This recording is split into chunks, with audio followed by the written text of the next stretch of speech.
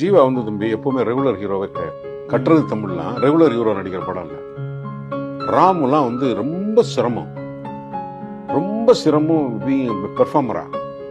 அவன் லூஸா இல்லையா, அவன் நார்மலான மனிதனா இல்லையா, ரொம்ப சிக்கல். அவன் அந்த அந்த மாதிரி பிஹேவியர்லாம் கட்டுறது தமிழ் அந்த மாதிரி ஓவர் ரேட்டட் தான். ஒரு நார்மல் அப்நார்மாலிட்டி தான் ஜீவாவுக்கு அமைச்சு.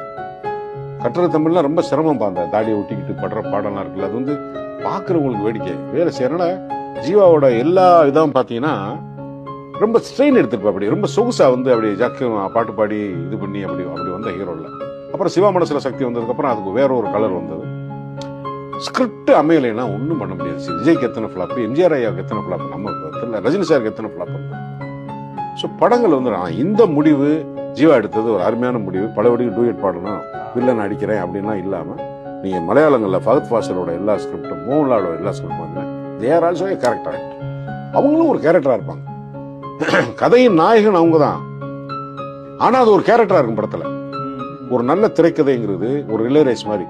ஒரு 1000 மீட்டர் ஓடும்போது 5 பேர் 200 மீட்டர் ஓடும்போது ஒருத்தன் டயர்டாக மாட்டாங்கல்ல, அதுதான் நல்ல திரைக்கதையினுடைய அடிப்படை.